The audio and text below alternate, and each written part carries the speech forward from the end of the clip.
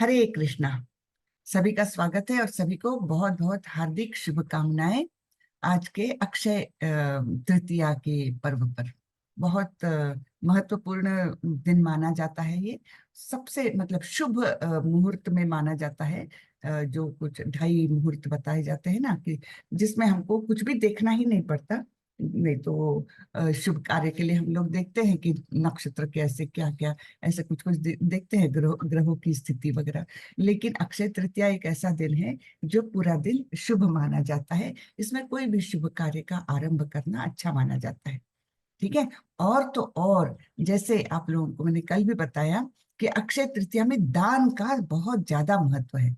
इस दिन जो दान करता है वो सीधे भगवान तक मतलब पहुंचता है। भगवान उसकी दखल लेते हैं कि अरे इसने आज के दिन दान किया है, और वो दान निष्फल कभी भी नहीं जाता। कभी भी निष्फल नहीं जाता। और इसमें सबसे शुद्ध दान होता है वो मंदिर के कंस्ट्रक्शन के लिए। क्योंकि हमने देखा कि हम किसी भी व्यक्ति को कोई दान देते हैं, पता नहीं उसका उपयोग ठीक से होगा कि नहीं, है ना, सत्पात्र दान होगा कि नहीं, ये हमको पता नहीं चलता। फिर कुछ दान होते हैं जो भूखे को हम खाना खिलाए, बहुत अच्छी बात है। वो भी बहुत ही अच्छा कार्य है, दान बहुत अच्छा है। किंतु हम कब तक वो कर सकते हैं, है ना, हमारी भी लिमिटेशन है। तो आज उसको खिला दिया, कल उसको भूख लगनी ही है। तो वो पूर्णतः मतलब उस व्यक्ति के उन्नति के लिए वो कोई परिपूर्ण दान नहीं है। आज के लिए हमने उसकी समस्या मिटा दी, कल फिर से वही परिस्थिति आनी है ना। इसलिए अन्नदान भी एक सीमित दान होता है। किंतु जब हम, जैसे बार बार मैं बताती हूँ, जैसे एक पेड़ के जड़ में जब हम पानी देते हैं, तब अपने आप सारे ही पौधे को पोषण मिलता है। उसी प्रकार अगर हम भगवान को प्रसन्न करते हैं, भगवान के लिए कुछ करते हैं, तब वे सभी सृष्टि को, सभी लोगों को ये सहायता पहुंचाते हैं, प्रसन्न होकर के पहुंचाते हैं, है ना। सारे देवी देवता प्रसन्न होते हैं, क्योंकि उन देवी देवता कौन है? देवी देवता है भगवान के अंग स्वरूप, अंश स्वरूप। तो जब हम पूर्ण की सेवा करते हैं, तो वो सारे ही अंगों में, अंशों में अपने आप वो सेवा पहुंच जाती है, और सभी लोग प्रसन्न होते हैं, और वे इन टर्न सभी जीवों को तृप्त करने के विषय में कार्यरत होते हैं। ठीक है ना। तो इसलिए सबसे उत्तम सेवा है भगवान की सेवा। और भगवान सबसे ज्यादा प्रसन्न कब होते हैं? जब भक्तों का सहवास मिलता है। और भक्तों का सहवास कब मिलता है? जब एक स्थान हो जहां पर भक्त सब इकट्ठा हो सके और उनका जय घोष कर सके, भगवान के नाम का कीर्तन कर सके, तब भगवान सबसे ज्यादा प्रसन्न होते हैं। और ऐसा ही एक स्थान बन रहा है हमारे मैंगलोर में, बहुत सुंदर मंदिर बन रहा है। शायद आपने उसके स्लाइड्स देखी होंगी, कुछ पिक्चर्स डाले हुए हैं। तो ये ऐसा स्थान बन रहा है जहां पर हजारों की संख्या में भक्तगण इकट्ठा होकर के और भगवान का कीर्तन कर सके। और तो और वहां पर एक बहुत सुंदर गीता कॉलेज भी बनने जा रहा है। हमारे नाम निष्ठादास प्रभु जी की सोच बहुत ऊपर की है ना। तो केवल मंदिर ही नहीं, वहां पर एक कॉलेज भी बनने जा रहा है जहां पर सारे वैदिक ग्रंथों का अध्ययन किया जाएगा, जैसे भगवत गीता, भागवतम, चैतन्य चरितामृत और भी अनेक, है ना। तो ये कितनी सुंदर एक मतलब बात हो रही है। तो उसमें अगर हम इतना सा तिनका भर भी हमारा सहयोग वहां रहे, तो उसके समान और कुछ भी मतलब अच्छी बात नहीं होगी, है ना। और आज का दिन सबसे शुभ, और ये कार्य सबसे शुभ कार्य, तो क्यों ना हम थोड़ा सा अपना भी सहयोग उसमें दे दे। सबसे शुभ दिन, सबसे शुभ कार्य के लिए हमारा छोटा सा सहयोग। ठीक है ना। तो हम आगे बढ़ते हैं। आज आप लोग सभी लोग याद रखें कि आज का दिन बहुत महत्वपूर्ण है, इसको वेस्ट ना करें, छोटा सा ही छोटा दान जरूर करें। ठीक है। चलिए, तो हम आगे बढ़ते हैं। कल हमने 8वां अध्याय समाप्त किया था, और उसके अंत में भगवान ने क्या बोला था? वेदेषु यज्ञेषु तपस्सु चैव दानेषु यत् पुण्य फलम प्रतिष्ठम अत्येति तत्सर्वमिदं विदित्वा योगी परम स्थानमुपैति चाद्यम। है ना, कि जो भक्त होता है उसको ये सारे काम करने के जो फल प्राप्त होते हैं ना, वो अपने आप ही प्राप्त हो जाते हैं। कौन से फल? जैसे यज्ञेषु दानेषु, क्या था वो, तपस्सु चैव, है ना। तो यज्ञ, दान, तप करने से या वेदाध्ययन करने से जो कुछ भी फल प्राप्त होता है वो भक्त को अपने आप ही प्राप्त होता है। इस प्रकार भक्ति का महत्व भगवान ने स्पष्ट रूप से 8वें अध्याय के अंत में बताया था। अब ये अध्याय चालू होने जा रहा है। मैं स्क्रीन शेयर करती हूँ और फिर हम मंगलाचरण करके इसका आरंभ करेंगे। हरे कृष्णा। सभी को हरे कृष्णा। ओम नमो भगवते वासुदेवाय। ओम नमो भगवते वासुदेवाय। ओम नमो भगवते वासुदेवाय। ओम अज्ञानतिमिरान्धस्य ज्ञानाञ्जनशलाकया चक्षुरुन्मिलितं येन तस्मै श्रीगुरवे नमः। श्रीचैतन्यमनोभीष्टं स्थापितं येन भूतले स्वयं रूपः कदा मह्यं ददाति स्वपदान्तिकं। वन्देऽहं श्रीगुरो श्रीयुतपदकमलं श्रीगुरुन् वैष्णवांश्च श्रीरूपं साग्रजातं सहगण रघुनाथान्वितं तं सजीवं साद्वैतं सावधूतं परिजनसहितं कृष्ण चैतन्य देवं श्रीराधा कृष्ण पादान् सहगण ललिता श्री विशाखान्वितांश्च। हे कृष्ण करुणा सिंधु दीन बंधु जगतपते गोपेश गोपिका कांत श्री राधा कांत नमोस्तुते। तप्त कांचन गौरांगी राधे वृंदावनेश्वरी वृषभानुसुते देवी प्रणमामि हरिप्रिये। नमो विष्णुपदाय कृष्णपृष्ठाय भूतले श्रीमते भक्ति वेदांत स्वामी इति नामिने।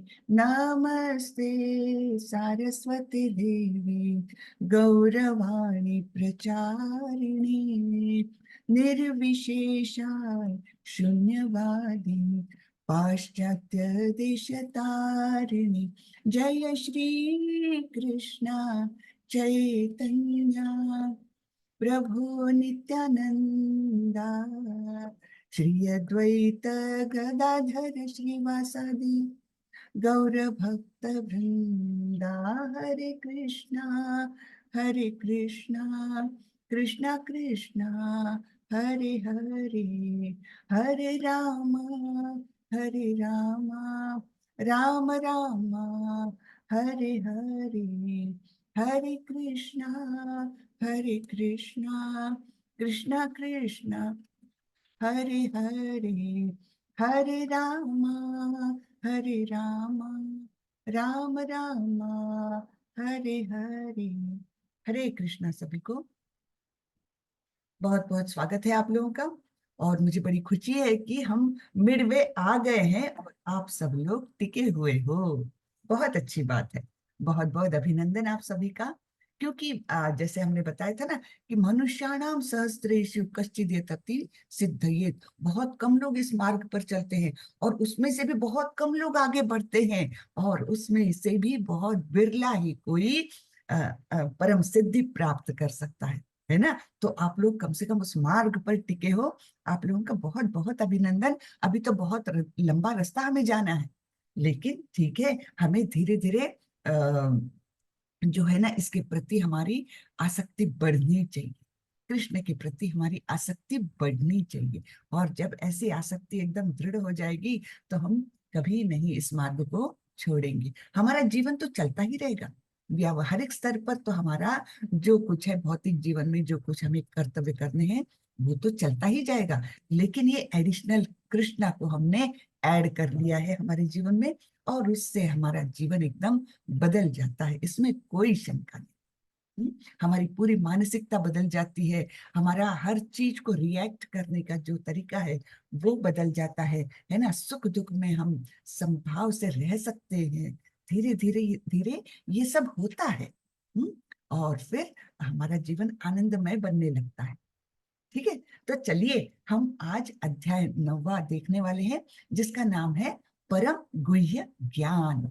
परम गुह्य ज्ञान, परम यानी क्या, सर्वोच्च, और गुह्य यानी क्या, गुह्य यानी गोपनीय। तो ऐसा ज्ञान है इस अध्याय में जो सर्वोच्च है और गुह्य है, सबसे ज्यादा गुह्य, गोपनीय। ऐसा ज्ञान हमें भगवान अभी देने वाले हैं। तो गुह्यतमम इसको बोला जाता है, गुह्यतमम। देखिए पहले ही श्लोक में भगवान बोलते हैं गुह्यतमम। हाँ, तो देखेंगे हम गुह्यतमम यानी क्या, सबसे ज्यादा गुह्य। हाँ, तो गुह्य, गुह्यतर और गुह्यतम। ऐसे 3 लेवल से, जैसे गुड, बेटर, बेस्ट, तो वैसा ये गुह्य, गुह्यतर और गुह्यतम। तो हम अध्याय 9 में देखने वाले हैं गुह्यतम ज्ञान। ठीक है, श्री भगवान उवाच इदं तु ते गुह्यतमं प्रवक्ष्याम अनसूयवे ज्ञानं विज्ञान सहितं यज्ञात्वा मोक्षसे शुभात्। श्री भगवान ने कहा, हे अर्जुन, क्योंकि तुम मुझसे कभी ईर्ष्या नहीं करते, इसलिए मैं तुम्हें यह परम गुह्य ज्ञान तथा अनुभूति बतलाऊंगा, जिसे जानकर तुम संसार के सारे क्लेशों से मुक्त हो जाओगे। हाँ, तो भगवान क्या बोल रहे हैं, क्योंकि तुम मुझसे ईर्ष्या नहीं करते। तो बहुत लोग भगवान कृष्ण से ईर्ष्या करते हैं, और ऐसे ईर्ष्यालु लोगों ने भी भगवत गीता पर भाष्य लिखा है, लेकिन क्या वो भाष्य सही मायने में करेक्ट होगा? क्या वो ज्ञान शुद्ध होगा? बिल्कुल नहीं हो सकता, क्योंकि वो अपने ईर्ष्या के चश्मे से भगवान कृष्ण को देखते हैं, और उसके कारण वो परवर्टेड कुछ भगवत गीता का स्वरूप हमारे सामने लाते हैं। अनेक भाष्यकार ऐसे हैं जिन्होंने भगवत गीता में से कृष्ण को ही गायब कर दिया, कुछ तो भी अपना मन गढ़ंत ये बता करके कि यानी ये सब इमेजिनरी है, ऐसा कुछ बता करके भी बहुत सारे भाष्य लिखे गए हैं। इसलिए ये हमें जो मिला है, बहुत हमारे कुछ पूर्व जन्म के पुण्य होंगे, इसलिए ये शुद्ध ज्ञान हमको इस भगवत गीता यथारूप के माध्यम से मिल रहा है। तो क्या बोल रहे हैं, चूंकि तुम मुझसे कभी ईर्ष्या नहीं करते। हाँ, अनसूयवे शब्द का अर्थ है, हाँ, प्रवक्ष्याम अनसूयवे, अनसूयवे यानी तुम मुझसे ईर्ष्या नहीं करते, इसलिए मैं तुम्हें यह परम गुह्य ज्ञान तथा अनुभूति बतलाऊंगा, जिसे जानकर तुम संसार के सारे क्लेशों से मुक्त हो जाओगे। तो ईर्ष्या यानी क्या, ये भी हमने देखा था पहले ही। ईर्ष्या यानी जैसे वो भावना, जैसे आपके पास कोई वस्तु है, मुझे वो वस्तु पसंद है, किंतु ये बात पसंद नहीं कि वो आपके पास है। वो आपके पास क्यों है, वो तो मेरे पास होती तो अच्छा होता है ना। ऐसी जो भावना है उसे कहते हैं ईर्ष्या।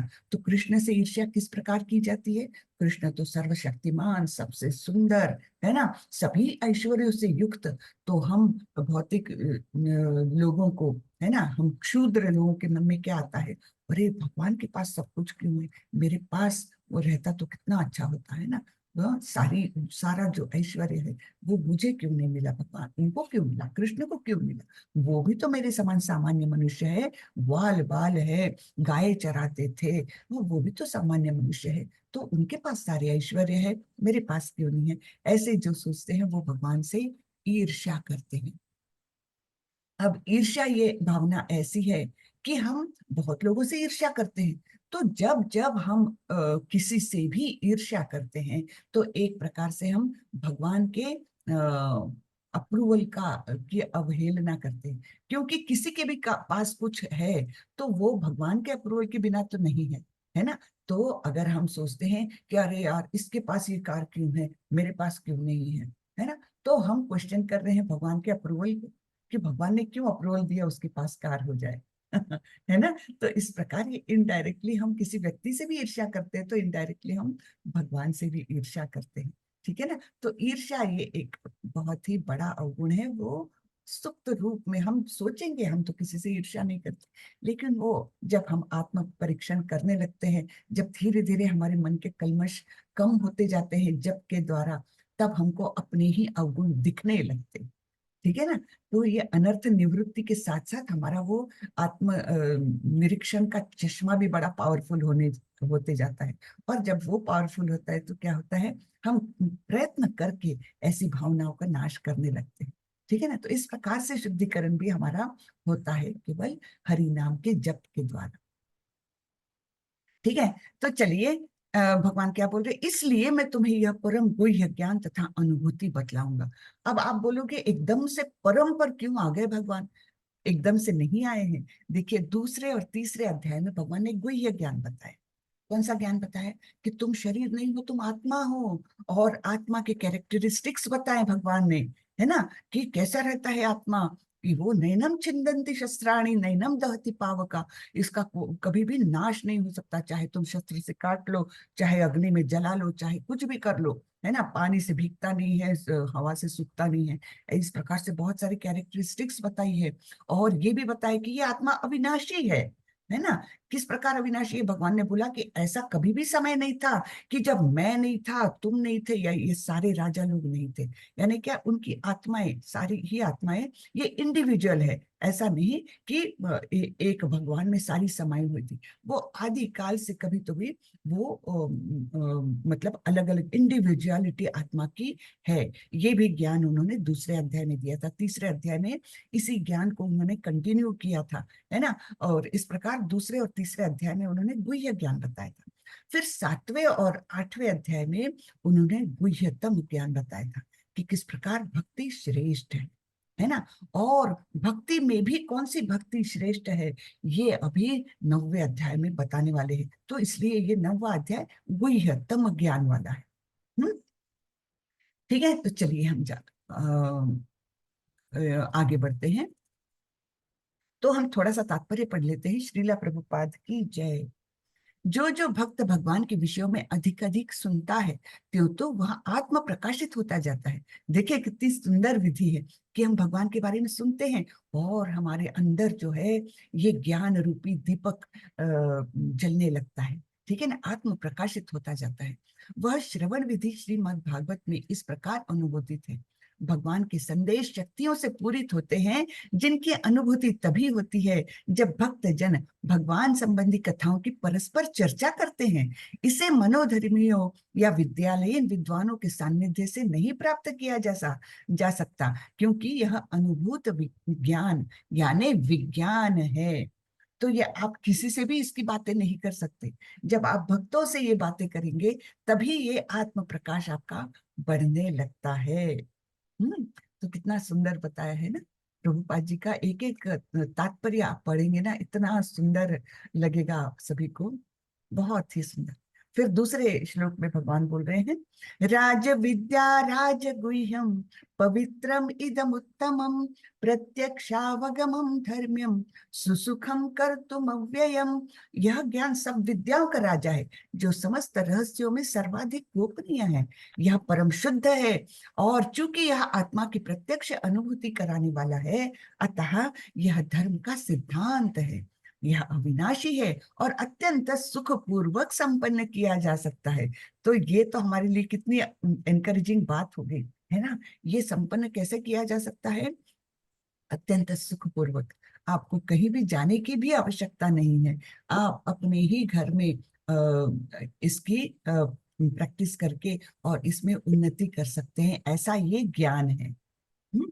तो अत्यंत सुखपूर्वक, इससे आनंद ही मिलता है, दुख नहीं मिल सकता। अत्यंत सुखपूर्वक, ये नहीं कि बहुत शरीर को कष्ट देना है, बिल्कुल नहीं देना है।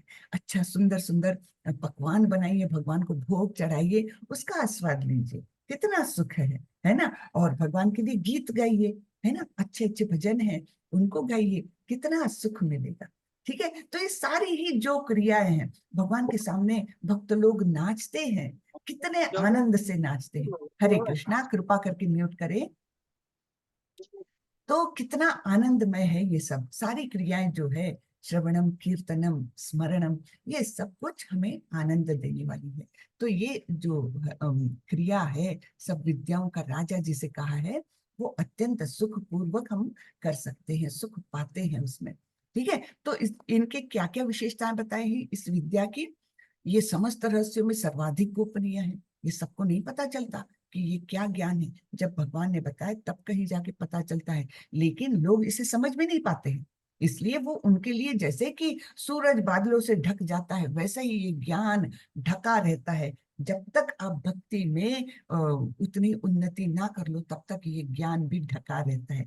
बादल भगवान हटाते नहीं है, हाँ, तब तक जब तक भक्त का हृदय शुद्ध नहीं हो जाता, जब तक सारे कल्मश हमारे मन से निकलते नहीं है, तब तक ये ढका रहता है। धीरे धीरे धीरे हमको उसका अनुभव होने लगता है। ठीक है, तो सभी रहस्यों में सर्वाधिक गोपनीय है, परम शुद्ध है, और चूंकि यह आत्मा की प्रत्यक्ष अनुभूति कराने वाला है, अतः यह धर्म का सिद्धांत है।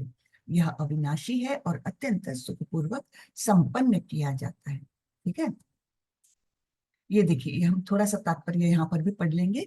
भगवत गीता का यह अध्याय विद्याओं का राजा यानी राज विद्या कहलाता है, क्योंकि यह पूर्ववर्ती व्याख्यायित समस्त सिद्धांतों एवं दर्शनों का सार है। भारत के प्रमुख दार्शनिक गौतम, कणाद, कपिल, याज्ञवल्क्य, शांडिल्य तथा वैश्वानर है। और सबसे अंत में व्यासदेव आते हैं, जो वेदांत सूत्र के लेखक है। अतः दर्शन या दिव्य ज्ञान के क्षेत्र में किसी प्रकार का अभाव नहीं है। अब भगवान कहते हैं कि यह नवम अध्याय ऐसे समस्त ज्ञान का राजा है। यह वेदाध्ययन से प्राप्त ज्ञान एवं विभिन्न दर्शनों का सार है। यह गुह्यतम है, क्योंकि गुह्य या दिव्य ज्ञान में आत्मा तथा शरीर के अंतर को जाना जाता है। समस्त गुह्य ज्ञान के इस राजा की समस्त गुह्य ज्ञान की इस राजा राज विद्या की पराकाष्ठा है भक्ति योग। ठीक है, तो ये हमें क्लियर हो रहा है कि भक्ति योग के द्वारा ही हम भगवान तक जा सकते हैं। सामान्यतः लोगों को इस गुह्य ज्ञान की शिक्षा नहीं मिलती, उन्हें बाह्य शिक्षा दी जाती है। जहां तक सामान्य शिक्षा का संबंध है, उसमें राजनीति, समाज शास्त्र, भौतिकी, रसायन शास्त्र, गणित, ज्योतिर्विज्ञान, इंजीनियरिंग इत्यादि में मनुष्य व्यस्त रहते हैं। विश्व भर में ज्ञान के अनेक विभाग हैं और अनेक बड़े बड़े विश्वविद्यालय हैं, किंतु दुर्भाग्यवश कोई ऐसा विश्वविद्यालय या शैक्षणिक संस्थान नहीं है जहां आत्मविद्या की शिक्षा दी जाती है। फिर भी आत्मा शरीर का सबसे महत्वपूर्ण अंग है। आत्मा के बिना शरीर महत्वहीन है। तो भी लोग आत्मा की चिंता न करके जीवन की शारीरिक आवश्यकताओं को अधिक महत्व प्रदान करते हैं, है ना।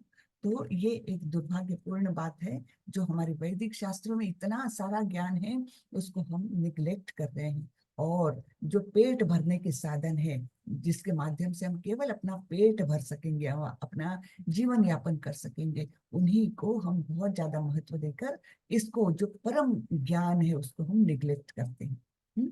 तो ये बहुत लंबा पर्पट है, देखिए बहुत लंबा तात्पर्य है। इसको शांति से हमने पढ़ना चाहिए। ठीक है, आप लोग खुद के मन से भी पढ़ सकते हैं, और जब आप भक्ति शास्त्री में जाएंगे, ये दूसरी लेवल, तीसरी, चौथी, पांचवी में जब जाएंगे आप लेवल में, तब आपको एकदम एक एक शब्द का अभ्यास करना पड़ेगा, और तब आपका, आप सोचिए आपकी लेवल क्या हो जाएगी, है ना।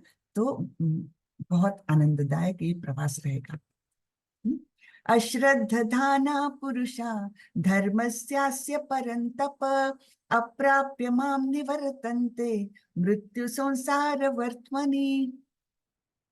हे परंतप, जो लोग भक्ति में श्रद्धा नहीं रखते, वे मुझे प्राप्त नहीं कर सकते। अतः वे इस भौतिक जगत में जन्म मृत्यु के मार्ग पर वापस आते रहते हैं। तो जो भक्ति नहीं करेगा, स्पष्ट बताया है भगवान ने, है ना, कि जो भक्ति नहीं करेगा तो वो यहीं पर पुनरपि जननम पुनरपि मरणम, इसी चक्र में पड़ा रहेगा। मया ततमिदं सर्वं जगदव्यक्तमूर्तिना मत्स्थानि सर्वभूतानि न चाहं तेष्वस्थितः। यह संपूर्ण जगत मेरे अव्यक्त रूप द्वारा व्याप्त है। समस्त जीव मुझ में है, किंतु मैं उनमें नहीं हूँ। ठीक है, तो ये यानी अपनी जो विरोधाभास वाली भगवान की प्रकृति है, जिसको हम अपनी सामान्य बुद्धि से समझ नहीं सकते, उसको प्रकट कर रहे हैं भगवान, कि संपूर्ण जगत मेरे द्वारा व्याप्त है, लेकिन मैं सब में हूं, किंतु उनमें मैं नहीं हूं, है ना। ऐसा विरोधाभास बता रहे हैं। तो सभी जगह पर भगवान का भगवान उपस्थित है। न च मस्तानि भूतानि पश्य मे योगमैश्वरम् भूतभृन्न च भूतस्थो ममात्मा भूत भावनः। तथापि मेरे द्वारा उत्पन्न सारी वस्तुएं मुझ में स्थित नहीं रहती। जरा मेरे योग ऐश्वर्य को देखो। यद्यपि मैं समस्त जीवों का पालक यानी भरता हूँ और सर्वत्र व्याप्त हूँ, लेकिन मैं इस विराट अभिव्यक्ति का अंश नहीं हूँ, क्योंकि मैं सृष्टि का कारण स्वरूप हूँ।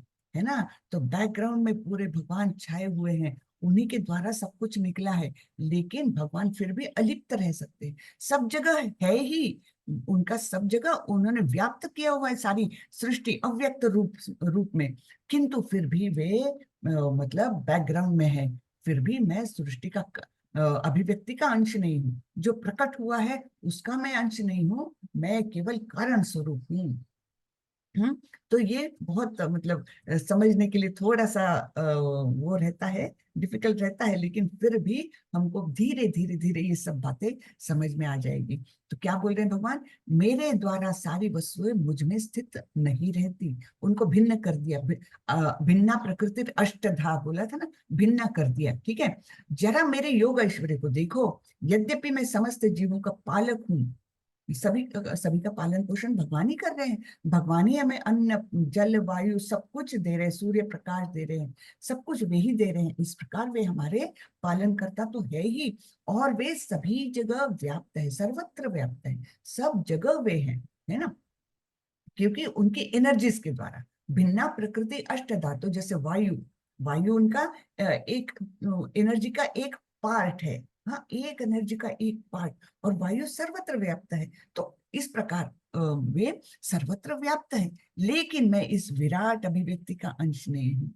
फिर भी यानी बोल रहे हैं कि मैं इस भौतिक जगत का पार्ट नहीं हूँ। विराट अभिव्यक्ति भौतिक जगत, अनेक अनेक करोड़ों ब्रह्मांडों में स्थित ये भौतिक जगत, ये मेरे द्वारा उत्पन्न है, वहां मैं अव्यक्त रूप में हूं, फिर भी मैं इस विराट अभिव्यक्ति का अंश नहीं हूं। मैं I am not part of this, इससे अलग हूं मैं, क्योंकि मैं सृष्टि का कारण स्वरूप हूँ। मैंने सृष्टि, सभी कारणों के कारण कौन है, भगवान है। तो इस प्रकार भगवान बता रहे हैं मैं फिर भी अलिप्त हूँ।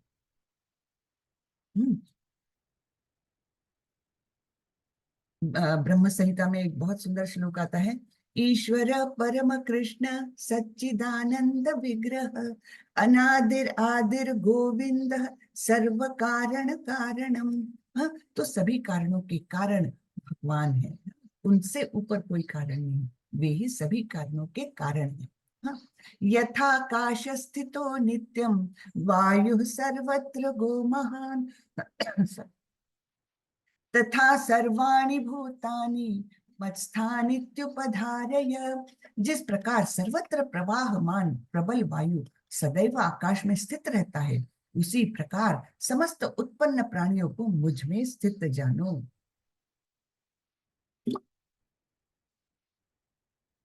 हम्म तो ये वायु तो सर्वत्र है ना, आकाश के अंदर सर्वत्र है। आकाश यानी एक तो बहुत अनलिमिटेड ऐसी स्पेस है ना। प्रबल वायु सदैव आकाश में स्थित रहता है, उसी प्रकार सब उत्पन्न प्राणियों को मुझ में स्थित जानो। हाँ, जैसे आकाश की स्थिति है वैसे ही मेरी स्थिति है, मैं अलिप्त हूँ फिर भी, है ना। सबको इनकवर करके रखा है, फिर भी मैं अलिप्त हूँ। सर्वभूतानि कौन्तेय प्रकृतिं यान्ति मामिकां कल्पक्षये पुनस्तानि कल्पादौ विसृजाम्यहम्। हे कुंती पुत्र, कल्प का अंत होने पर सारे प्राणी मेरे प्रकृति में प्रवेश करते हैं, और अन्य कल्प के आरंभ होने पर मैं उन्हें अपनी शक्ति से पुनः उत्पन्न करता हूँ। तो कल्प क्या है, ये हमने पिछले अध्याय में देखा था। कल्प यानी 4 युगों का पीरियड।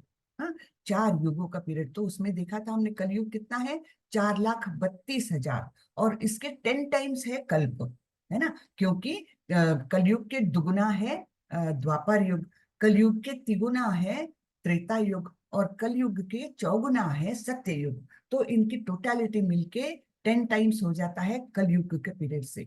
हाँ, तो 4,32,000 जो कलयुग का पीरियड है, उससे 10 गुना एक कल्प होता है। ठीक है, तो कल्प का अंत होने पर सारे प्राणी मेरी प्रकृति में प्रवेश करते हैं, और अन्य कल्प के प्रारंभ होने पर मैं उन्हें अपनी शक्ति से पुनः उत्पन्न करता हूँ। तो जिस प्रकार ब्रह्मा जी अपने दिन और रात में भौतिक जगत को समा लेते हैं, समेट लेते हैं और फिर उत्पन्न करते हैं, वैसे भगवान भी महाप्रलय के समय क्या करते हैं, सारे ही ब्रह्मांडों को समेट लेते हैं, हाँ, और फिर उत्पन्न करते हैं। ठीक है, तो सारे जीव भी समेटे जाते हैं भगवान के अंदर और फिर से निर्माण होते हैं। और जो पिछले कल्प के अंत में उनकी इच्छाएं, उनके कर्म जो कुछ है, वो नए कल्प में भी उनका साथ नहीं छोड़ते।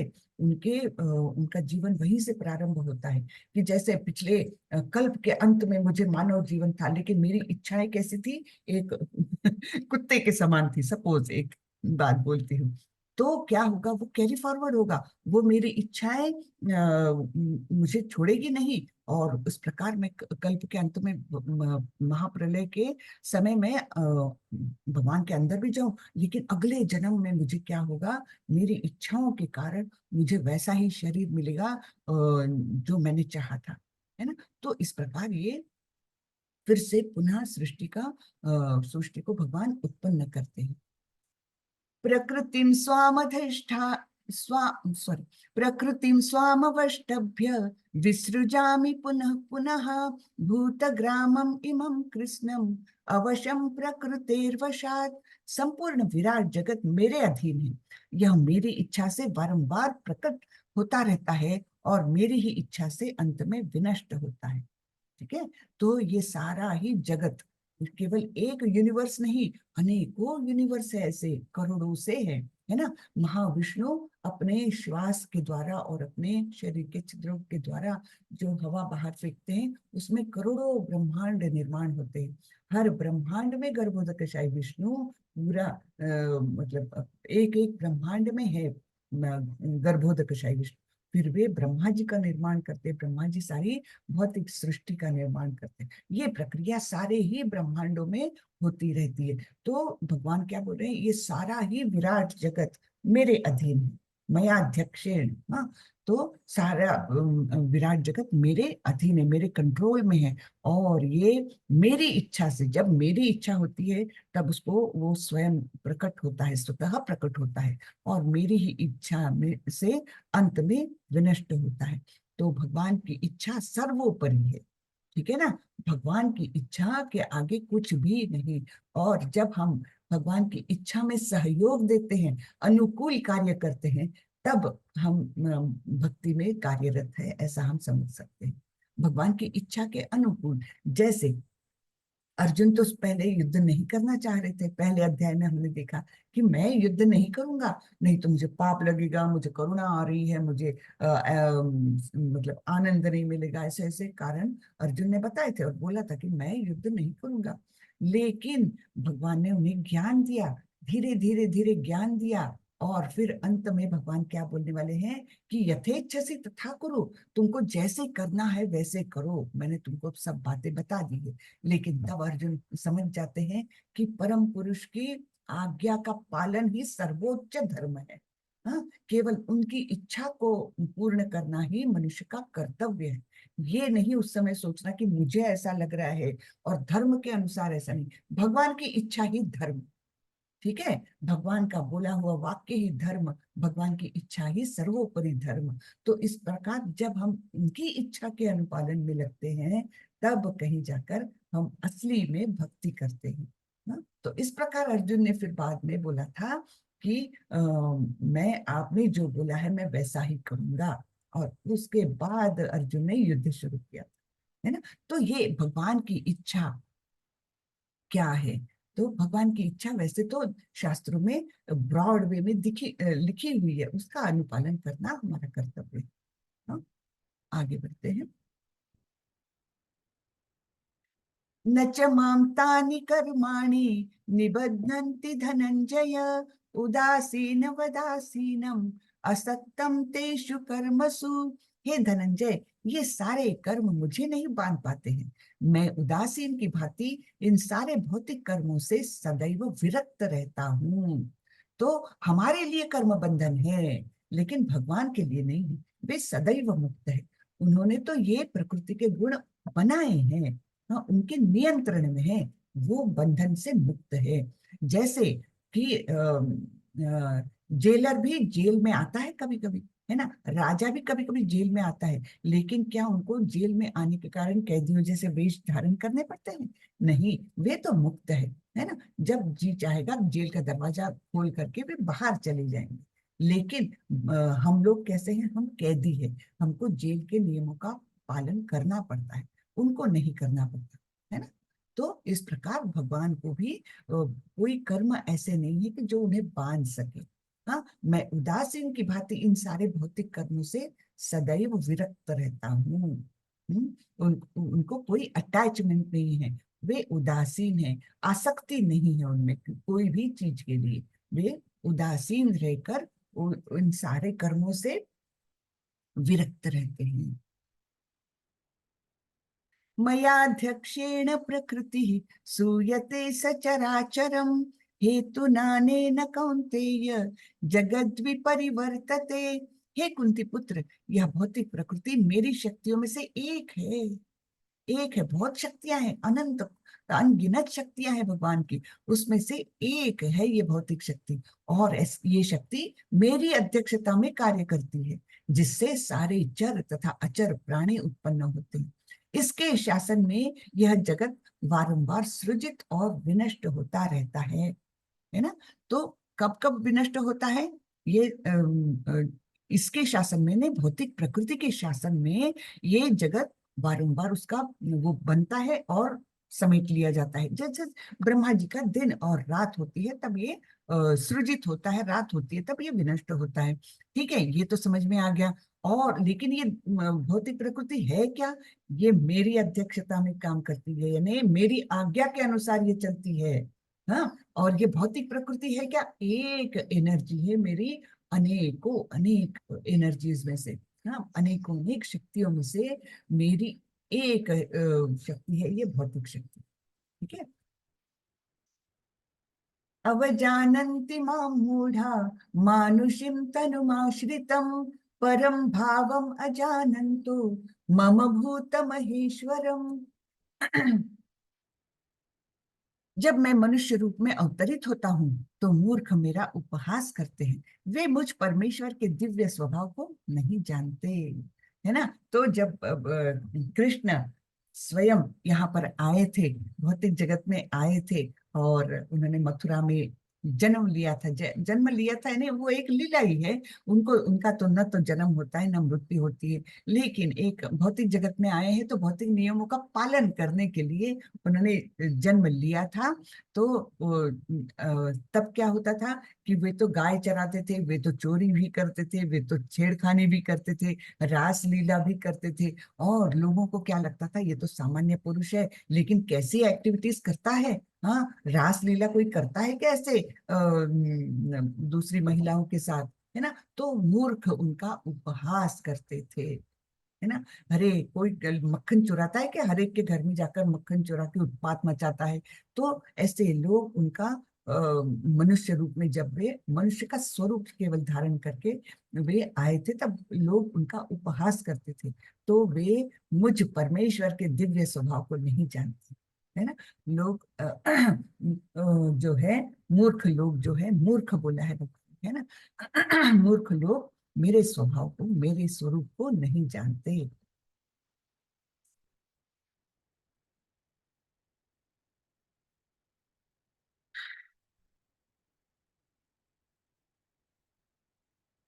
मोघाशा मोघ कर्माणो मोघ ज्ञाना विचेतसः राक्षसीम आसुरीम चैव प्रकृतिम मोहिनीश्रिताः। जो लोग इस प्रकार मोहग्रस्त होते हैं वे आसुरी तथा नास्तिक विचारों के प्रति आकृष्ट होते हैं। इस मोहग्रस्त अवस्था में उनकी मुक्ति आशा, उनके सकाम कर्म तथा ज्ञान का अनुशीलन सभी निष्फल हो जाते हैं। ठीक है। तो जो मोहग्रस्त होते हैं तो वो लोग क्या होते हैं? पिछले श्लोक में मूर्ख कहाँ है? अवजानंती माम मूढ़ा, है ना। वो मूर्ख लोग उनको उनके स्वरूप को नहीं जानते, और ऐसे लोग फिर क्या होता है, आसुरी और नास्तिक विचारों के प्रति आकृष्ट होते हैं। नास्तिक यानी क्या, जो भगवान का अस्तित्व नहीं मानते, कि ये ऐसा नहीं मानते कि ये सारी सृष्टि भगवान द्वारा निर्मित है, उनके द्वारा नियंत्रित है ना, ये सब मानते नहीं है वो लोग, तो वो नास्तिक कहलाते हैं। वो सोचते हैं कि ये तो कुछ ग्रहों का टकराव हुआ, कुछ भौतिक पदार्थ जो एक दूसरे से मिले और ये सारी सृष्टि और जीव निर्माण हुए, है ना। ये नहीं मानते कि ये किसी के नियंत्रण में है, किसी के द्वारा निर्मित है, और उन्हें ईश्वर परमेश्वर कहा जाता है। ये सब नहीं मानते, उन्हें हम नास्तिक कहते हैं, आसुरी कहते हैं। ठीक है। इस मोहग्रस्त अवस्था में उनकी मुक्ति आशा, और उनके सकाम कर्म तथा ज्ञान का अनुशीलन, सब कुछ उनका निष्फल हो जाता है, सब कुछ बेकार हो जाता है, अगर वे इस प्रकार मोहग्रस्त रहकर भगवान के अस्तित्व को ही नकारते रहते हैं।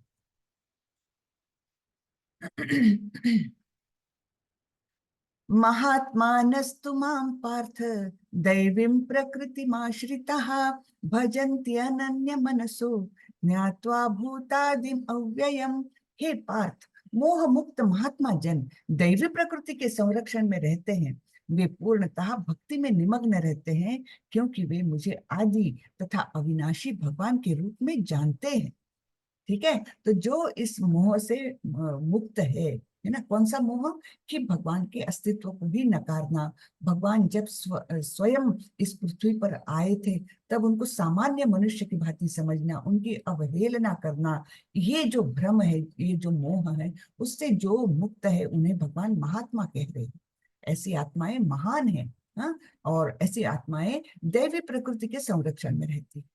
तो प्रकृति, जो भौतिक प्रकृति है, उसका संरक्षण, उसका अस्तित्व कैसा महसूस होता है, तीन गुणों के बंधन में। लेकिन जब हम दैवी प्रकृति के संरक्षण में जाते हैं, तो अपने आप इन, सॉरी,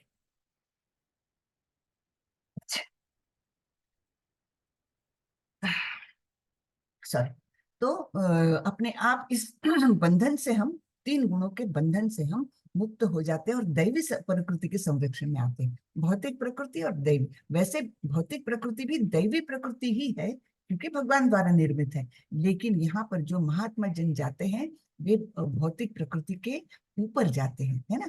तो ऐसे दैवी प्रकृति के संरक्षण में रहते हैं। वे पूर्णतः भक्ति में निमग्न रहते हैं, क्योंकि वे मुझे आदि तथा अविनाशी भगवान के रूप में जानते हैं।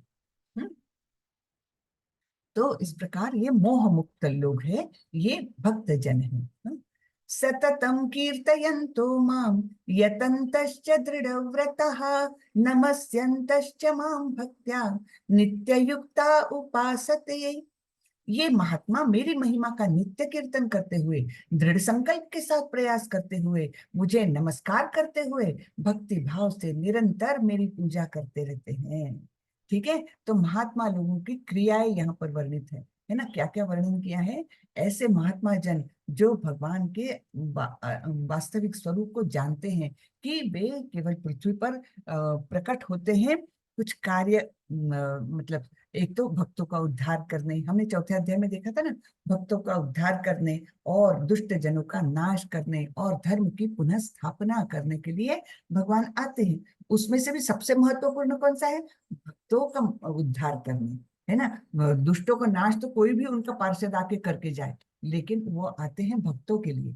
तो भक्त वत्सल इसलिए भगवान को कहा गया है, वे भक्त वत्सल है, भक्त के प्रति बहुत उनके मन में वात्सल्य भाव, बहुत प्रेम है उनके प्रति, और वो प्रेम को वो दर्शाते हैं इस प्रकार, भक्तों का हमेशा संरक्षण करके, भक्तों के लिए यहाँ पर अवतार लेकर के। ठीक है। तो ये महात्मा मेरी महिमा का नित्य कीर्तन करते हुए, दृढ़ संकल्प के साथ प्रयास करते हुए, मुझे नमस्कार करते हुए, भक्ति भाव से मेरी निरंतर पूजा करते हैं। ये क्रियाएं हैं भक्ति की, है ना। तो निरंतर उसमें ये रत रहते हैं। ठीक है। ज्ञान यज्ञेन चाप्यन्ये यजन्तो माम उपासते एकत्वेन पृथक्त्वेन बहुधा विश्वतो मुखम। अन्य लोग जो ज्ञान के अनुशीलन द्वारा यज्ञ में लगे रहते हैं, वे भगवान की पूजा करके उनके अद्वय रूप में, विविध रूपों में तथा विश्व रूप में करते हैं। तो यहाँ पर देखिए, भगवान की पूजा किस रूप में, एक तो है अद्वय रूप है, यानी एकाकार होकर के, कि भगवान और मैं भगवान में लीन होना चाहता हूँ। इस प्रकार ये अद्वय रूप में कोई पूजा करते हैं, कोई विविध रूपों में पूजा करते हैं, कि भगवान कृष्ण का, भगवान कृष्ण, राम, वराह देव है ना, फिर वामन देव है ना, और नरसिंह अवतार, इन रूपों में, विविध रूपों में वे पूजा करते हैं। और कोई कोई लोग विश्व रूप में, यानी सभी भौतिक और आध्यात्मिक जगत का उद्गम स्वरूप, ऐसा जो विश्व रूप है, जो हम अगले अध्याय में देखने वाले हैं, तो ऐसे रूप में भी पूजा करते हैं। ठीक है, तो तीन प्रकार के लोग बताए हैं। यहाँ पर हम थोड़ा सा पढ़ लेंगे तात्पर्य। सॉरी।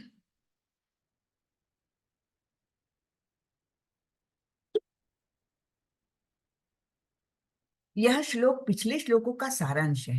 ठीक है, भगवान अर्जुन को बताते हैं कि जो विशुद्ध कृष्ण भावनामृत में लगे रहते हैं और कृष्ण के अतिरिक्त अन्य किसी को नहीं जानते, वे महात्मा कहलाते हैं।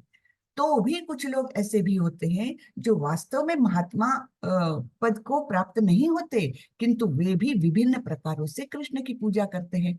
इनमें से कुछ का वर्णन आर्त, अर्थार्थी, ज्ञानी तथा जिज्ञासु के रूप में किया जा चुका है। हमने देखा था ना, आर्तो जिज्ञासु अर्थार्थी ज्ञानी च पुरुषर्थ पुरुषर्षभ, यानी वहां पर बताया था कि कुछ महात्मा लोग, कुछ पुण्यात्माएं मेरी पूजा करने लगते हैं, लेकिन उनका स्वरूप कैसा है, सकाम कर्मी का स्वरूप है।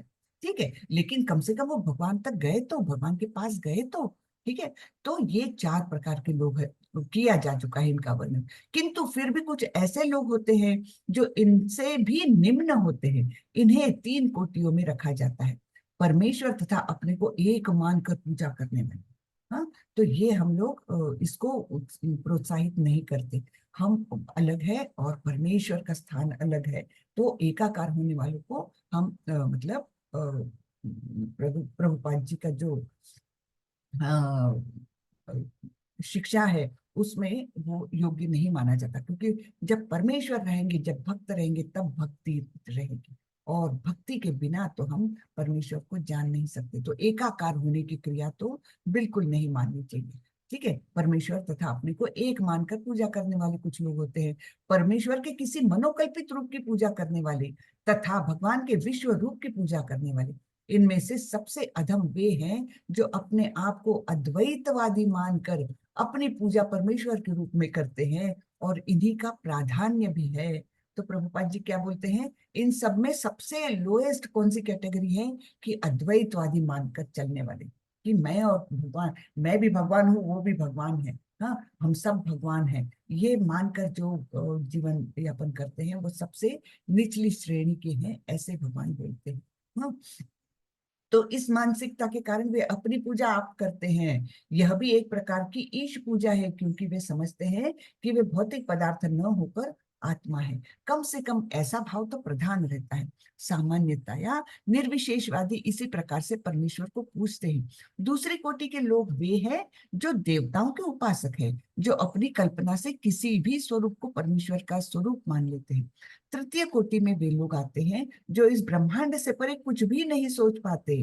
वे ब्रह्मांड को ही परम जीव या सत्ता मानकर उसकी उपासना करते हैं। यह ब्रह्मांड भी भगवान का एक स्वरूप है। हम्म, तो इस प्रकार यहाँ पर हमको स्पष्ट होता है कि भगवान के पास भगवान जी ने महात्मा बोल रहे हैं, तो वे किस किस प्रकार से कर सकते हैं। लेकिन उनमें सबसे निम्न श्रेणी प्रभुपाद जी ने लिखा है, जो वे है जो अद्वैतवादी है। निर्विशेषवादी अद्वैतवादी जो है, वो उनका उनकी भक्ति ठीक नहीं होती। वे अपने को और भगवान को एक मानकर चलते, वैसा नहीं होता। भगवान का स्थान अत्युच्च है, सबसे ऊंचे स्तर पर भगवान है। हम तो बहुत ही निम्न स्तर के हैं। अहम क्रतुरहम यज्ञ, स्वधाहम अहम औषधम, मंत्रोहम अहमे वाज्यम, अहम अग्निर अहम भूतम, किंतु मैं ही कर्मकांड, मैं ही यज्ञ, पितरों को दिया जाने वाला तर्पण, औषधि, दिव्य ध्वनि यानी मंत्र, घी, अग्नि तथा आहुति हूँ। तो भगवान क्या बोलते हैं कि सभी कर्म कांड भी मैं ही हूँ, लेकिन कर्म कांड द्वारा मुझे प्राप्त नहीं किया जा सकता। ठीक है, मैं ही यज्ञ हूँ, पितरों को दिया जाने वाला तर्पण भी मैं हूँ। पितरों को हम लोग तर्पण देते हैं ना, क्योंकि उनकी तृप्ति के लिए, उनको भूख प्यास लगती है तो उनको तृप्त करने के लिए हम पितरों को तर्पण करते हैं। क्योंकि फिर भी तर्पण कौन सा सबसे अच्छा होता है? पहले भगवान कृष्ण को चढ़ाया हुआ जो भोग है, वो जब हम तर्पण के रूप में अपने पितरों को देते हैं तो उनकी मुक्ति हो जाती है। ठीक है, तो ऐसा ही तर्पण भी नहीं देना चाहिए, प्रसाद ही भगवान तर्पण के रूप में उनको अर्पित करना चाहिए। तो यहाँ पर भगवान बोल रहे हैं कि मैं ही ये सब कुछ हूँ।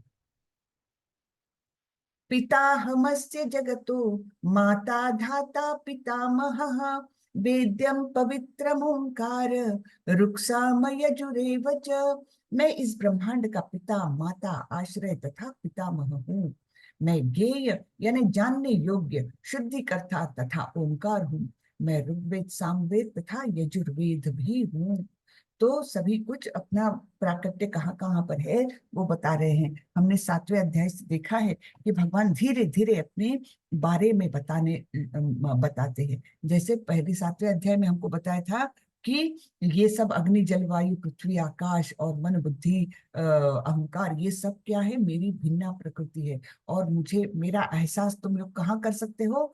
पानी के स्वाद में, सूर्य के प्रकाश में, और बहुत सारी चीजें ऐसी बताई थी, बलवानों के बल में, ये सब मैं हूँ। तो ऐसे फिर 8वें अध्याय में भी कुछ कुछ बताया था भगवान ने। अभी 9वें अध्याय में और बता रहे हैं कि ये सारे ब्रह्मांड को मैंने ही बनाया है ना। मैं ही इस ब्रह्मांड का पिता, माता, आश्रय तथा पितामह हूँ। मैं ज्ञेय, शुद्धिकर्ता तथा ओंकार भी हूँ। मैं ऋग्वेद, सामवेद तथा यजुर्वेद भी हूँ। वेद यानी क्या? वेद के शब्द का अर्थ है ज्ञान, और ये ज्ञान अलग अलग विभागों में बांट करके पूरा ज्ञान भगवान ने स्वयं हमारे लिए तैयार किया है, कि जिससे हम मूढ़मति जो हम लोग हैं, तो इनको ज्ञान मिले और ज्ञान के माध्यम से हम मुक्त हो जाए इन बंधनों से, है ना। 3 गुणों के बंधनों से मुक्त होकर भगवत धाम जाए। इसलिए भगवान ने इतने सारे का वो करके रखे हमारे लिए। गतिर्भर्ता प्रभु साक्षी, निवासः शरणं सुहृत्, प्रभव प्रलय स्थानम, निधानम बीजम अव्ययम। मैं ही लक्ष्य, पालन करता, स्वामी, साक्षी, धाम, शरण स्थली तथा अत्यंत प्रिय मित्र हूँ। मैं सृष्टि तथा प्रलय, सबका आधार, आश्रय तथा अविनाशी बीज भी हूँ। तो सब अपने बारे में बता रहे हैं। गति का अर्थ है गंतव्य या लक्ष्य, जहां हम जाना चाहते हैं। तो हमारा लक्ष्य क्या होना चाहिए? भगवत धाम जाना, ये हमारे मनुष्य जीवन का लक्ष्य होना चाहिए। ठीक है ना। तो गति का अर्थ है गंतव्य या लक्ष्य, जहां हम जाना चाहते हैं। लेकिन चरम लक्ष्य तो कृष्ण है, यद्यपि लोग इसे जानते नहीं। जो कृष्ण को नहीं जानता वह पथ भ्रष्ट हो जाता है, और उसकी तथा कथित प्रगति या तो आंशिक होती है या फिर भ्रमपूर्ण। ऐसे अनेक लोग हैं जो देवताओं को ही अपना लक्ष्य बनाते हैं और तदनुसार कठोर नियमों का पालन करते हुए चंद्रलोक, सूर्यलोक, इंद्रलोक, महरलोक जैसे विभिन्न लोकों को प्राप्त होते हैं। ठीक है। तो लेकिन होता क्या है, कहीं भी किसी भी लोक में जाए, उच्च लोक में, उसको वापस धरती पर आना ही है, वापस बार बार जन्म लेना ही है, बार बार मृत्यु होनी ही है, और जरा और व्याधि ये भी उनको भोगना ही है। तो इसलिए ये कोई छुटकारा नहीं है, ये केवल सी ग्रेड जेल से हम ए ग्रेड जेल में जाएंगे, लेकिन जेल तो जेल है ना। तो यही भगवान बता रहे हैं कि ये देवताओं की पूजा करने वाले चाहे कितना भी कठोर वो अपने नियम, अधिनियम बना करके चले और वो वैसा जीवन व्यतीत करे, फिर भी उनको मिलेगा क्या? स्वर्गलोक, चंद्रलोक, ये, और उसके बाद भी उनको बार बार जन्म लेना पड़ेगा। लेकिन जो लोग कृष्ण की भक्ति करते हैं, वे इस भौतिक जगत के बंधन से परे होकर के उस धाम को जाते हैं जहां से वापस नहीं आना पड़ता। यद गत्वा न निवर्तन्ते तद्धाम परमम्। है ना। वो मेरा धाम ऐसा है जहां पर जीव एक बार जाता है तो वापस लौट के इस भौतिक जगत में नहीं आता। और भगवान चाहते हैं कि सारे ही जीव वहां पर जाए, है ना। क्योंकि भगवान हम सबसे बहुत प्रेम करते हैं, इसलिए भगवान चाहते हैं कि मेरे पास रहे, मेरे धाम में रहे, मेरे साथ रहे, जिससे कि वे सब इस आनंद का अनुभव कर सके और भौतिक दुखों से उनका छुटकारा हो सके, है ना। तो इस प्रकार ये हमको बता रहे हैं। लेकिन ये सारे लोक, लोक यानी स्वर्ग लोक वगैरह उनकी बातें हो रही है, किंतु ये सारे लोक कृष्ण की ही सृष्टि होने के कारण कृष्ण है और नहीं भी है। ऐसे लोग भी कृष्ण की शक्ति, ऐसे लोक भी कृष्ण की शक्ति की अभिव्यक्तियां होने के कारण कृष्ण है, किंतु वस्तुतः वे कृष्ण की अनुभूति की दिशा में सोपान का कार्य करते हैं। ये केवल एक स्टेपिंग स्टोन, सोपान यानी क्या, सोपान का मतलब है एक सीढ़ी, है ना, एक पायदान, तो उसका कार्य करते। तो ये इन लोकों में जाना, ये हमारा गंतव्य नहीं है, हमारा लक्ष्य नहीं है। हमारा लक्ष्य तो कृष्ण लोक में जाना है, ठीक है ना। ये सारे लोक भी थोड़ी सी सुख की अनुभूति दे सकते हैं, क्योंकि ये सारे लोक भी निर्मित है कृष्ण द्वारा। तो वही बताने की यहाँ पर वो हो रही है कि कृष्ण की विभिन्न शक्तियों तक पहुंचने का अर्थ है अप्रत्यक्षतः कृष्ण तक पहुंचना। अतः मनुष्य को चाहिए कि कृष्ण तक सीधे पहुंचे, क्योंकि इससे समय तथा शक्ति की बचत होगी, ठीक है ना। नहीं तो हम फिर इंद्रलोक गए, फिर आ गए, है ना। इंद्रलोक से होता क्या है, देवताओं के लोकों में बहुत ज्यादा इंद्रिय सुख है, तो वहां पर हमको भगवान की याद भी कम आती है। प्रॉब्लम तो ये है। तो इसलिए जब हम भूलोक में आते हैं, पृथ्वी लोक में आते हैं, यहाँ पर दुख कष्ट इतने ज्यादा है कि हम भगवान की याद करके यहाँ से हम भगवत धाम को जा सकते हैं, ठीक है। तो इसलिए इस पृथ्वी पर मनुष्य जन्म मिलना यानी एक्चुअली हमारा चांस है ये कि डायरेक्ट हम कृष्ण लोक तक जा सके। नहीं तो इंद्र लोक में गए, वहां पर बहुत सारी इंद्रिय तृप्ति के विषय भोग करते रहे, बहुत अनेक अनेक वर्ष तक करते रहे, और फिर क्या होने वाला है, जब हमारा पुण्य संचय खत्म हो गया, फिर आना है हमको यहाँ पर। तो वो नहीं करना चाहिए, ये यहाँ पर बता रहे हैं प्रभुपाद जी, ठीक है। तपाम्यहम अहम वर्षम निगृह्याम्युत्सृजामि च अमृतम चैव मृत्युश्च सद असच्चाहम अर्जुन। हे अर्जुन, मैं ही ताप प्रदान करता हूँ और वर्षा को रोकता तथा लाता हूँ। मैं अमरत्व हूँ और साक्षात मृत्यु भी हूँ। आत्मा तथा पदार्थ यानी सत्य तथा असत दोनों मुझ ही में है। तो हम आज यहीं पर रुक जाते हैं। 19वां श्लोक, तो यहाँ पर ये सत्य और असत्य बोला है। सत्य यानी क्या, सत्य यानी जो अविनाशी है, यानी आत्मा। और असत्य यानी क्या, जो पदार्थ, भौतिक पदार्थ, उनको असत्य कहा गया है। तो भगवान अपने विविध जो शक्तियां हैं उनके बारे में हमको बता रहे हैं कि मैं ही ताप प्रदान करता हूँ, इसके पहले भी आ चुका हूँ, मैं ही सूर्य की तपिश हूँ, है ना। तो मैं ही ताप प्रदान करता हूँ और वर्षा को रोकता तथा लाता भी हूँ। हाँ, तो हमारे यहाँ जो वर्षा नहीं होती है या अतिवृष्टि होती है, ये सब क्यों होता है, भगवान की इच्छा से होता है। और वे हमें कुछ संदेश देते हैं उसके द्वारा कि तुम गलत राह पर हो, अभी भी सुधर जाओ। हम नहीं सुधर रहे हैं, ठीक है ना। हम और प्लास्टिक निर्माण करके और पोल्यूशन करके और ये सब करके हम सृष्टि को तकलीफ दे रहे हैं। और सृष्टि जो है, प्रकृति जो है, ये भगवान की एनर्जी है।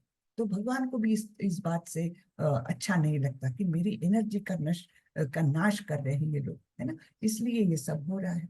तो भगवान यहाँ स्पष्ट रूप से बोल रहे हैं, वर्षा को रोकता और लाता मैं ही हूँ। हाँ, मैं अमरत्व हूँ और साक्षात मृत्यु भी हूँ।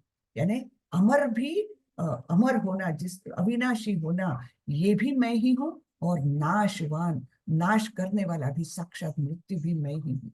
और मैं ही सत्य और असत दोनों मुझ ही में है, ठीक है ना। तो कल हम इस अध्याय को आगे बढ़ाएंगे, थोड़ा सा अच्छे से रिकैप लेते हुए जाएंगे, जिससे थोड़ी सी रिवीजन भी होते जाए हमारी, ठीक है। तो आज के इसमें से कुछ किसी को प्रश्न पूछना है तो पूछिए। हरे कृष्णा।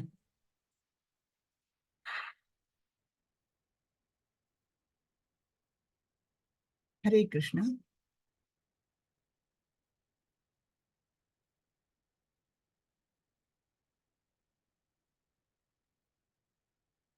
जी आदित्य प्रभु, हरे कृष्ण। हरे कृष्ण माता जी। हरे कृष्ण जी प्रभु। जी, सबसे पहले तो मैं ये कहना चाहूंगा कि भगवान कृष्ण की आपके ऊपर असीम कृपा है कि आप इतने सुंदर तरीके से और इतने ही प्रेम पूर्वक की क्लास ले रहे हैं, जो बहुत ही अच्छा लगता है हमें सुबह सुबह उठ करके क्लास अटेंड करना। माता जी, मेरा ये जो प्रश्न है वो ये है कि अ, एक आज मेंशन आया आज की क्लास में कि भगवान कृष्ण ये कहते हैं कि सब मैं सब में हूँ।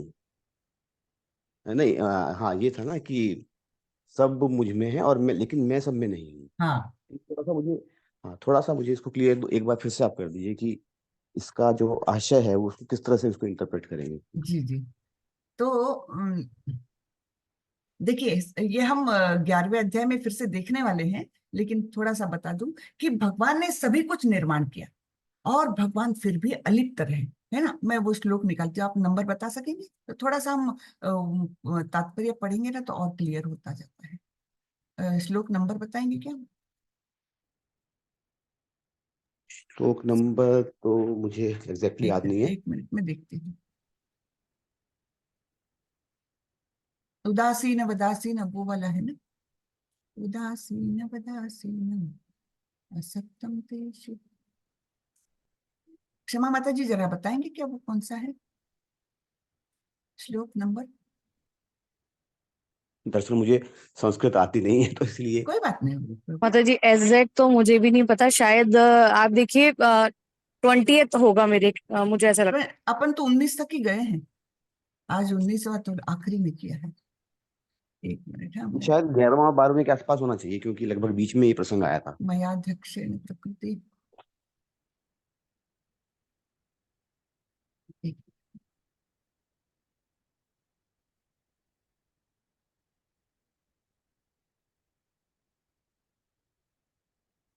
इसके कहीं ये वाला है क्या?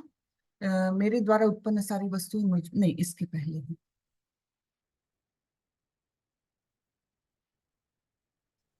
हाँ ये वाला ना, यह संपूर्ण जगत मेरे अव्यक्त रूप द्वारा व्याप्त है, समस्त जीव मुझ में है किंतु मैं उनमें नहीं हूँ, यही वाला ना प्रभु? जी जी। जी माता जी। हाँ, तो इसका थोड़ा सा हम परपट भी देख लेंगे। यानी यहाँ पर भगवान क्या बोल रहे हैं कि मैं अव्यक्त रूप में, यानी जैसे जैसे वायु अव्यक्त है ना, हम महसूस कर सकते हैं लेकिन वो दिखती नहीं है, उसी प्रकार एक सिमिली देकर के भगवान बोल रहे हैं कि मैं सब सब जगह व्याप्त हूँ, सभी जीव मुझ में है किंतु मैं उनमें नहीं हूँ। तो हम थोड़ा सा तात्पर्य पढ़ लेंगे, इससे थोड़ा ज्यादा क्लियर हो जाता। प्रभुपाद जी ने बहुत सुंदर तात्पर्य लिखे हैं। तात्पर्य, भगवान की अनुभूति स्थूल इंद्रियों से नहीं हो पाती। कहा गया है, अतः श्री कृष्ण नामादि न भवेद ग्राह्यम इंद्रिय सेवोन्मुखे ही जिह्वादौ स्वयमेव स्फुरति यदा। ये भक्ति रसामृत सिंधु में लिखा गया है। जो भक्ति रसामृत सिंधु एक रूप गोस्वामी नाम के एक महान गोस्वामी होके गए। गोस्वामी किसे कहते हैं? जिन्होंने अपने इंद्रियों को पूरी तरह से वश में कर लिया, गोस्वामी। और हम लोग क्या है? गोदास। खैर, तो हम अपने इंद्रियों के दास है। लेकिन ये गोस्वामी द्वारा निर्मित ये भक्ति रसामृत सिंधु जो है, इसमें उन्होंने कहा है कि भगवान श्री कृष्ण के नाम, यश, लीला आदि को भौतिक इंद्रियों से नहीं समझा जा सकता। जो समुचित निर्देशन से भक्ति में लगा रहता है, उसे ही भगवान का साक्षात्कार हो पाता है। एक तो हमारी इंद्रियों की लिमिटेशन है बहुत ज्यादा, तो उसके कारण ये बताया है। फिर ब्रह्म संहिता में कहा गया है कि प्रेमांजनच्छुरित भक्ति विलोचनेन संत सदैव हृदयेषु विलोकयन्ति यं श्याम सुंदरम अचिंत्य गुण स्वरूपम गोविंदमादि पुरुषम तमहम भजामि। ये ब्रह्म संहिता यानी ब्रह्मा जी ने स्वयं ये कृष्ण के बारे में लिखा हुआ है। बहुत सुंदर स्तुति है ये। तो यहाँ पर क्या बोला है? प्रेमांजनच्छुरित, यदि किसी ने भगवान के प्रति दिव्य प्रेमाभिरुचि उत्पन्न कर ली है, तो वह सदैव अपने भीतर तथा बाहर भगवान गोविंद को देख सकता है। इस प्रकार वे सामान्य जनों के लिए दृश्य नहीं है। सामान्य लोग उनको देख नहीं सकते, लेकिन जिसने भगवान के प्रेम का अंजन अपनी आंख में लगा लिया है तो वो हमेशा भगवान को देख सकते हैं। तो यहाँ पर कहा गया है कि यद्यपि भगवान सर्वव्यापी है और सर्वत्र उपस्थित रहते हैं, किंतु वे भौतिक इंद्रियों द्वारा अनुभव गम्य नहीं है। ये यहाँ पर है, यह संपूर्ण जगत मेरे अव्यक्त रूप द्वारा व्याप्त है। जो अव्यक्त रूप किसके लिए है? ये अभक्तों के लिए है, लेकिन भक्त उनको देख सकते हैं। ठीक है। तो यहाँ पर यह कहा गया है कि यद्यपि भगवान सर्वव्यापी है और सर्वत्र उपस्थित रहते हैं, किंतु वे भौतिक इंद्रियों द्वारा अनुभव गम्य नहीं है। इसका संकेत अव्यक्त मूर्तिना शब्द द्वारा हुआ है। भले ही हम उन्हें ना देख सके, किंतु वास्तविकता तो यह है कि उन्हीं पर सब कुछ आश्रित है। जैसा कि 7वें अध्याय में बताया जा चुका है कि संपूर्ण दृश्य जगत उनकी दो विभिन्न शक्तियों, परा या आध्यात्मिक शक्ति तथा अपरा या भौतिक शक्ति का संयोग मात्र है। जिस प्रकार सूर्य प्रकाश संपूर्ण ब्रह्मांड में फैला रहता है, उसी प्रकार भगवान की शक्ति संपूर्ण सृष्टि में फैली है और सारी वस्तुएं उसी शक्ति पर टिकी है। फिर भी किसी को इस निष्कर्ष पर नहीं पहुंचना चाहिए कि सर्वत्र फैले रहने के कारण भगवान ने अपनी व्यक्तिगत सत्ता खो दी है। हाँ, ऐसा नहीं समझना चाहिए कि वो डिस्ट्रीब्यूटेड है तो कुछ इंडिविजुअलिटी है ही नहीं। ऐसा नहीं है। ऐसे तर्क का निराकरण करने के लिए ही भगवान कहते हैं, मैं सर्वत्र हूँ और प्रत्येक वस्तु मुझ में है, तो भी मैं पृथक हूँ। उदाहरणार्थ, राजा किसी सरकार का अध्यक्ष होता है और सरकार उसकी शक्ति का प्राकट्य होती है। विभिन्न सरकारी विभाग राजा की शक्ति के अतिरिक्त तो और कुछ नहीं होते और प्रत्येक विभाग राजा की क्षमता पर निर्भर करता है। ठीक है ना, ये तो क्लियर है। राजा को क्या होता है, राजा जब सरकार चलाता है तो क्या है कि हर डिपार्टमेंट को उसकी पावर दी गई है कि अगर पुलिस डिपार्टमेंट को ये पावर है कि अगर तुमने ये रूल नहीं पालन किया तो तुमको जेल में जाना पड़ेगा। ये पावर किसकी है? वस्तुतः ये राजा की पावर है जो उसने उस डिपार्टमेंट को दी है। फिर दूसरे को दिया है, किसी को कर्तव्य दिया है कि तुम सबको जल वाटर सप्लाई करो, है ना, और नहीं करोगे तो ये होगा। या कोई वाटर का वेस्टेज होता है, चोरी करता है, उसको ये सजा दी जाएगी। इस प्रकार से शक्ति सब डिपार्टमेंट्स को दी जाती है। तो भी राजा से यह आशा नहीं की जाती कि वह प्रत्येक विभाग में स्वयं उपस्थित हो। क्या वो हर पुलिस स्टेशन में उपस्थित रहेंगे? नहीं, वो नहीं उपस्थित रहेंगे, उनकी शक्तियां रहेंगी, है ना। यह एक मोटा सा उदाहरण दिया गया, ये एकदम ब्रॉड वे में है, ये भगवान की तुलना में कुछ भी नहीं, लेकिन हमें समझाने के लिए प्रभुपाद जी ये उदाहरण देते हैं। यह एक मोटा सा उदाहरण दिया है। इसी प्रकार हम जितने स्वरूप देखते हैं और जितनी भी वस्तुएं इस लोक में तथा परलोक में विद्यमान हैं, वे सब भगवान की शक्ति पर आश्रित है। सृष्टि की उत्पत्ति भगवान की विभिन्न शक्तियों के विस्तार से होती है और जैसा कि भगवत गीता में कहा गया है, विष्टभ्याहम इदम कृष्णम, वे अपने साकार रूप के कारण अपनी विभिन्न शक्तियों के विस्तार से सर्वत्र विद्यमान हैं। तो ये समझने में थोड़ा सा कठिन जरूर है प्रभु जी, लेकिन फिर भी इस यहाँ पर एक ब्रॉड जो उदाहरण दिया है राजा का, इसके द्वारा हम समझ सकते हैं कि राजा प्रत्यक्ष रूप में प्रकट नहीं रहेगा, उपस्थित नहीं रहेगा। वैसे ही भगवान सबको एक तो दिखेंगे ही नहीं, एक तो इंद्रिय को हमारी सीमित है, इंद्रियों की शक्ति सीमित है।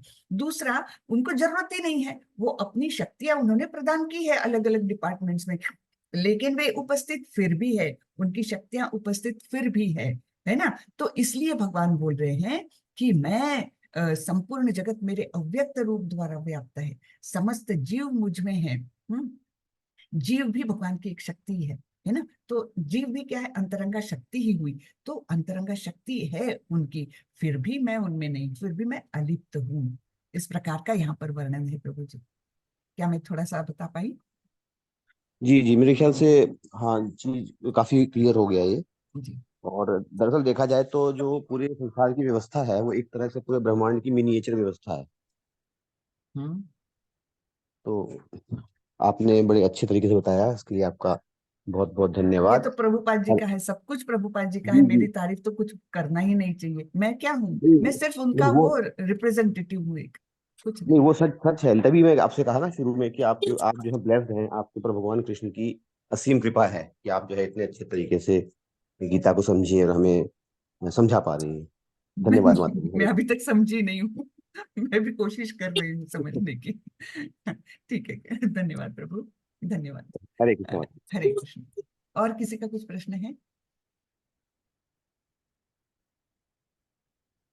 और किसी का नहीं है?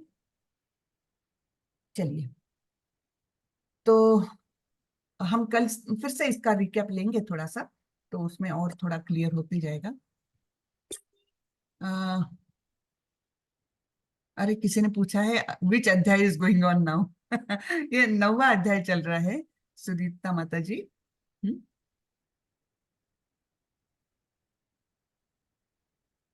अ, ये किसी ने पूछा है अक्षय तृतीया के बारे में बताएं। हरे कृष्ण माता जी। माता जी हम इसमें एक एग्जाम्पल और ऐड कर सकते हैं। जी जैसे कि कंपनी का सीईओ होता है, तो वो हर डिपार्टमेंट में नहीं जाता, वो अपने हेड्स बना देता है, जिससे कि मॉनिटरिंग होती रहे, purchase department, sales department, manufacturing department. तो जी भगवान इज लाइक ए सीईओ। तो अगर हम अपनी जनरल लैंग्वेज में समझें तो इस तरीके से हम थोड़ा सा बिल्कुल। एलिब्रेट कर सकते हैं। जी जी जी माता जी, बराबर बोले, सेम हरे वैसे कृष्ण। ही। तो अक्षय तृतीया के बारे में कुछ बताना है। अक्षय तृतीया इतना आपके पास वो पीपीटी है क्या माता जी? पीपीटी नहीं है, वो कुछ राइटअप आया था कि अक्षय तृतीया का महत्व क्या है, जरा होगा तो सर्च करिए ना कोई ग्रुप में। उसमें बताया गया है कि आज ही का दिन है जब बहुत सारी चीजें इसमें प्रारंभ हुई थी। जैसे मुझे लगता है परशुराम जी का जन्म हुआ था। फिर बहुत सारी हाँ, गंगा जी जो है पृथ्वी पर आई थी आज ही के दिन। फिर कम से कम 10-12 चीजें आज हुई थी जो बहुत ही महत्वपूर्ण है। माता जी अगर आप ढूंढ सके तो देखिए ना, या तो फिर हम कल बताएंगे। लेकिन अगर कुछ बता सके तो अच्छा होगा। मेरे मेरे दिमाग से चली गया, मैंने इतने ध्यान से पढ़ा नहीं। लेकिन उसमें बहुत इंपॉर्टेंट जो सत्ययुग की घटनाएं हैं वो आज के दिन घटी थी। गंगा जी आई थी यहाँ पर, परशुराम जी का जन्म हुआ था, ये मुझे दो याद है। और माता जी आज ही के दिन वेद व्यास जी ने महाभारत की रचना की थी। करेक्ट, हाँ, शुरू की थी, जी। लिखना और प्रारंभ किया। हाँ, गणेश जी ने लिखना प्रारंभ किया था वेद व्यास जी के कहने पर। और आज ही के दिन मैं पढ़ के बताऊं माता जी? हम्म, पढ़ के बताइए। हमें आया है मंदिर से बहुत सारा उसका राइटअप, लेकिन मैं मुझे ढूंढना पॉसिबल नहीं है। बहुत सारा कुछ आया था, तो थोड़ा सा अक्षय तृतीया की हाँ इस दिन भगवान परशुराम प्रकट हुए थे। इस हाँ। दिन गंगा जी ने धरती पर उतरी थी। हम्म सुदामा जी द्वारिका में कृष्ण जी के पास गए थे आज ही के दिन। पांडवों ने सूर्य देव से अक्षय पात्र राइट। पांडवों को सूर्य से अक्षय पात्र मिला था। इसी जी दिन वेद व्यास जी ने महाभारत की रचना की थी। हाँ इस दिन कुबेर को धन और धन के संरक्षण का पद प्राप्त हुआ था। हाँ। देवी अन्नपूर्णा भी इसी दिन प्रकट हुई थी। हरे करेक्ट। कृष्ण। हाँ, ठीक है। तो ये इसलिए ये दिन बहुत महत्वपूर्ण माना जाता है। तो अक्षय तृतीया के दिन ये सब कुछ घटनाएं हुई थी, और यहाँ पर दान का महत्व सबसे ज्यादा बताया गया है। हम लोग मानते थे पहले कि इस दिन सोना खरीदना चाहिए तो घर में बरकत होती है। खरीदने की प्रक्रिया नहीं करनी है, आज आज दान की प्रक्रिया करनी है। तो उसका महत्व बहुत बताया गया है। ठीक है। तो सनातन गिरधारी दास जी ने पूछा था कि अक्षय तृतीया का महत्व। ठीक है, हरे कृष्णा। प्रियंका माता जी, जी पूछिए। हरे कृष्ण माता जी आप कह रहे थे कि आपको मंदिर से कुछ राइट अप आया है अक्षय तृतीया के लिए। वही जो तो अभी आप वो पढ़ के सुनाया, जो अभी माता जी ने हाँ पढ़ जी, के हाँ जी। सुनाया। जी हाँ वही। जी, आप वो शेयर कर सकते हैं क्या ग्रुप में? हाँ हाँ, मतलब इफ कर इट्स नॉट सकेंगे। पर्सनल। यस यस, माता जी प्लीज कर देंगे आप। हरे कृष्णा, क्षमा माता जी। अ, जी माता जी, मैंने हाँ कल भी किया था, मैं अभी शेयर कर दूंगी ग्रुप में। हाँ, ठीक ठीक। तो उसमें थैंक यू बताया माता गया। जी। जी हरे कृष्णा। ओके, हरे कृष्ण। हम्म, और किसी को कुछ पूछना है?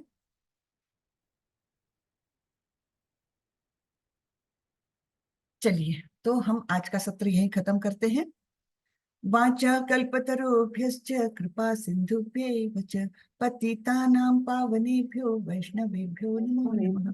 अनंत कोटि वैष्णव वृंद की जय, श्रीला प्रभुपाद की जय। हरे कृष्ण। हरे कृष्ण। सभी को हरे कृष्ण माता दंडवत जी, प्रणाम। सादर हरे प्रणाम। कृष्ण माता और जी। हरे हरे कृष्ण। माता और जी। सभी को अक्षय तृतीया की बहुत बहुत शुभकामनाएं। हरे कृष्ण। आपको भी माता जी। हरे धन्यवाद। कृष्ण। धन्यवाद। धन्यवाद। हरे कृष्ण। हरे कृष्ण, हरे कृष्ण। हरे कृष्ण।